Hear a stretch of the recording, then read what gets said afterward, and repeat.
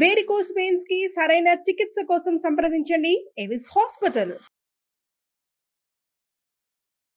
నమస్తే, welcome to Suman TV. ప్రస్తుతం మనతో ప్రముఖ జ్యోతిష పండితులు బ్రహ్మశ్రీ నందిబట్ల శ్రీహరి శర్మ గురుగారు ఉన్నారు.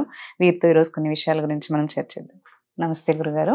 వాగర్థావివ సంపృక్తో వాగర్థ ప్రతిపత్తయే జగతఃపితరౌ వందే పార్వతీ పరమేశ్వరౌ. సదాశివ సమారంభాం శంకరాచార్య మధ్యమాం అస్మదాచార్య పర్యంతం వందే గురు పరంపరాం. ఆదిత్యాయ చ సోమాయ మంగళాయ బుధాయ చ గురు శుక్ర శనిభ్యశ్చ రాహవే కేతవే నమః. శృంగేరి జగద్గురు పీఠాధిపతులకి, కంచి పీఠాధిపతులకి నమస్కారములు తెలియజేసుకుంటూ కార్యక్రమాన్ని ప్రారంభిద్దాం.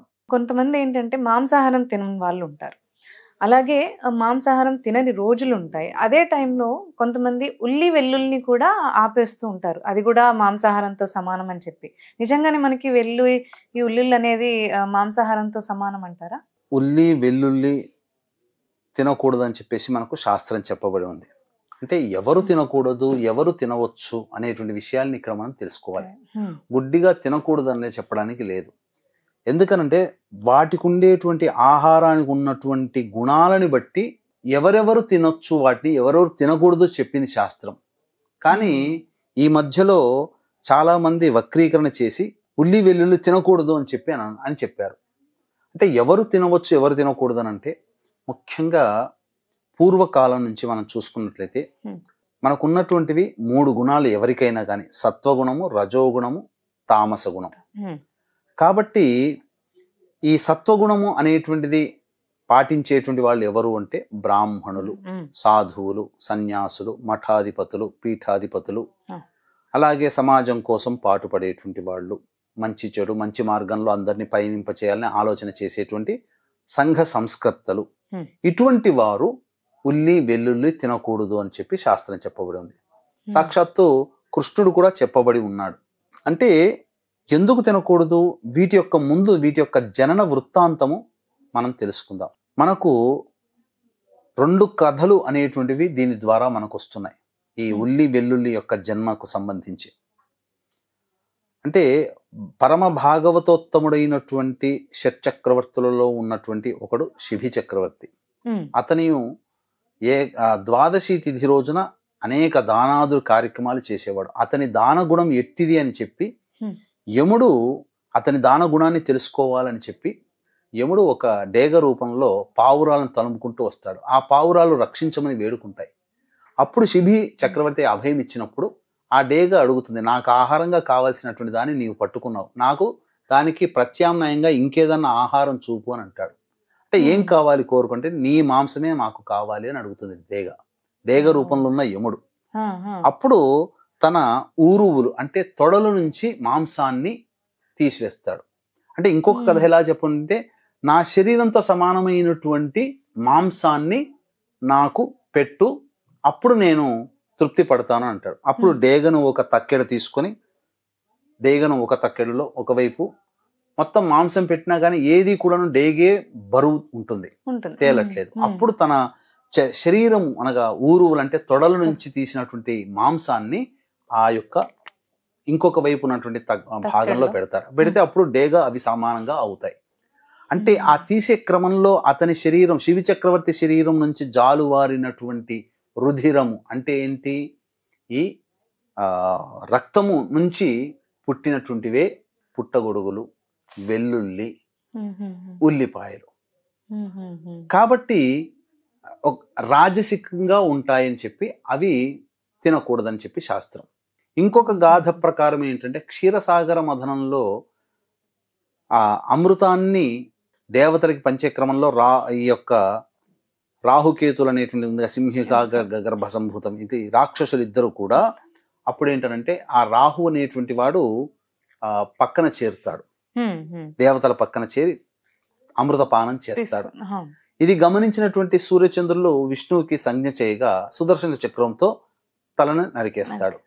ఆ తల నుంచి పడినటువంటి ఈ సంబంధించినటువంటి రక్తము, ఆ నాలిక నుంచి వచ్చినటువంటి లాలాజలము రెండూ పడి ఉల్లిపాయ వెల్లుల్లిగా మారిపోయాయి. ఆ విధంగా రాక్షసుల యొక్క ద్వారా జన్మించబడినటువంటిది కాబట్టి ఇది తినకూడదని చెప్పి బ్రాహ్మణులు, అయ్యంగార్లు, అయ్యర్సు, మధ్వలు, స్మార్తులు, సన్యాసులు, పీఠాధిపతులు, మఠాధిపతులు, యోగాన్ని అవలంబించేటువంటి వాళ్ళు, అనగా ధ్యానము యోగా చేస్తారు కదా, అటువంటి వాళ్ళు వీటిని తినరు. ఎందుకనంటే రాజసికమైనటువంటి ఆహారము. పైగా ఇవి తిన్నప్పుడు ఏమవుతుందంటే మనిషిలో కామోద్రేకములు పెరుగుతాయి. తినగా తినగా తినగా తినగా తినగా ఏమవుతుందంటే అతను ఏ పని ఎందుకు చేస్తున్నాడో తెలియకుండా వితండవాదములు చేస్తూ చాలా ఘోరంగా ప్రవర్తించే పరిస్థితికి మానవుడు దిగజారుతాడని చెప్పి అవి నిషేధించడం జరిగింది. పైగా మీరు గమనించుకుంటే సాధారణంగా ఉల్లి వెల్లుల్లి అనేటువంటివి ఏంటంటే భూమి లోపల పెరుగుతాయి. వాటిని తీసే క్రమంలో, వాటిని శుభ్రపరిచే క్రమంలో జీవులు కూడా చనిపోతాయి.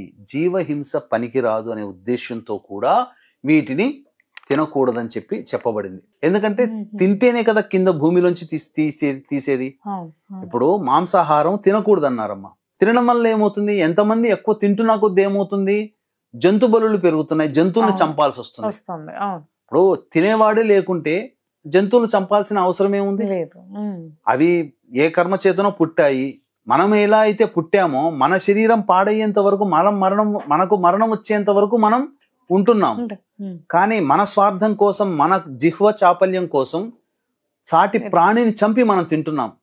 దాని పాపము, దాని ఘోష మనం తినే వాళ్ళకందరికి. ఇప్పుడు తినేవాళ్ళు ఏంటంటారు, ఇంట్లో మేము తెచ్చుకున్నాము తింటున్నాము, మాకేంటి కొట్టేవాడు, చంపేవాడు, అమ్మేవాడికి వస్తుంది పాపం అంటారు. కాదమ్మా, నువ్వు తినకపోతే అమ్మేవాడు ఎందుకు అమ్ముతాడు? అంతే కదా. నువ్వు తినడం ఆపేస్తే అమ్మేవాడు అమ్మడు, వేరే వ్యాపారం చేసుకుంటాడు, అమ్మాల్సిన అవసరం ఏముంది? కాబట్టి మాంసాహారం అన్ని వేళలా పనికిరాదమ్మా. పైగా జీవహింస అని చెప్పాను కదా, ఆ జీవహింస కూడా చేయడానికి ఇష్టపడేవాళ్ళు కారు పూర్వీకులు. అందుకే ఉల్లి వెల్లుల్లి నిషేధించారు. పైగా ఈ పుట్టగొడుగులు పండేటువంటి ప్రాంతం ఏదైతే ఉంటుందో సకల మలినాలతో కూడుకున్నటువంటి ప్రాంతంలోనే పుడతాయి. అనగా ఫంగస్ ఎక్కువగా ఉన్న చోటనే కదా పుట్టేది పుట్టగొడుగులు. ఇప్పుడు చెట్టు మొదట్లో పుడతాయి, ఎక్కడో గోడకి తేమ ఇవన్నీ ఎక్కువగా ఉన్న చోట పుట్టగొడుగులు పుడతాయి. ఇప్పుడు అది ప్రోటీన్ ఆహారంగా మారింది. అంటే సామెత కూడా ఉంది, ఉల్లి చేసే మేలు తల్లి కూడా చేయదు అని చెప్పేసి. కొన్ని రకాలైనటువంటి వాటికి ప్రధానంగా ఈ వెల్లుల్లిని ఉపయోగిస్తారు. ఈ రోజుల్లో మనకు వెల్లుల్లిని రెబ్బలు తీసి చక్కగా వాటికి ఘాటు పెట్టి అది తేనెలో గనక కొన్ని రోజులు ఉంచి, ఒక 40 రోజులు ఉంచి ప్రతిరోజు ఒక వెల్లుల్లి తింటే మనకు ఈ యొక్క కొలెస్ట్రాల్ అనేటువంటిది కరిగిపోతుంది. ఆరోగ్య విషయంలో వాడుకోవచ్చు, కొన్ని సందర్భాల్లో వాడుకోవచ్చు. అంతే తప్ప ఇప్పుడు ఎవరెవరు వాడుకోకూడదు అని అంటే సాత్వికమైనటువంటి జీవన విధానాన్ని పాటించేవాళ్ళు, ముఖ్యంగా దేవతా అనుగ్రహం కోసం జపం చేసుకునే వాళ్ళు, ఒక దీక్షగా ఉండేవాళ్ళు ఉల్లి వెల్లుల్లి తినకూడదు. అది ఆ విధంగా అందుకని మాలలు వేసుకున్నప్పుడు కూడా అది తినకూడదు అని అంటారు, ఆపేస్తారు. ఎందుకనంటే మనిషికి కామోద్రేకములు కలిగితే దీక్ష నుంచి విరమిస్తాడు కదా. అందుకని ఆ దీక్ష భగ్నం కాకుండా ఉండడం కోసం ఈ ఆహారాన్ని విసర్జించారు. అంతే తప్ప పూర్వకాలంలో కొన్ని ఆయుర్వేదాలలో కొన్ని అనుపానాలు ఉల్లి వెల్లుల్లి ఉంటేనే ఆయుర్వేద మందు పనిచేసేటి కొన్ని ఉన్నాయి. కొన్ని వాడే ఆయుర్వేదం తయారు చేసేటువంటి కొన్ని మందులలో ఉల్లి వెల్లుల్ని ఖచ్చితంగా వాడతారు. ఇక్కడ మనకు సమాజంలో ఏంటంటే మన శాస్త్రాన్ని వక్రీకరించారు, మన ధర్మాన్ని వక్రీకరించారు, మన ఆచారాన్ని వక్రీకరించారు. కాబట్టి ఉల్లి వెల్లుల్లి ఎవడరా తినకూడదు అన్నది అని చెప్పి గద్దించే స్థితికి వచ్చాం. కానీ ఉల్లి వెల్లుల్లి అనాదిగా వాడుతూ ఉన్నారు. కేవలం సనాతన ధర్మాన్ని, సాత్వికంగా ఉండాలనుకునేటువంటి వాళ్ళని దీక్ష చేపట్టినటువంటి వాళ్ళు, అనగా అయ్యప్పమాల, భవానీమాల, శివమాల, వెంకటేశ్వరమాల ఇలా వేస్తారు. అటువంటి వాళ్ళు అట్లాంటి సందర్భాల్లో 40 రోజులు తినకూడదు తప్ప మిగతా రోజుల్లో వైద్యం కూడా అంగీకరించింది. వీటిలో కొన్ని లక్షణాలు మానవుడికి ఉపకరిస్తాయని చెప్పి సందర్భానుసారం ఉల్లి వెల్లుల్లి తీసుకోవచ్చమ్మా. ధన్యవాదాలండి. సర్వం శ్రీ ఉమామహేశ్వర పరబ్రహ్మార్పణమస్తు.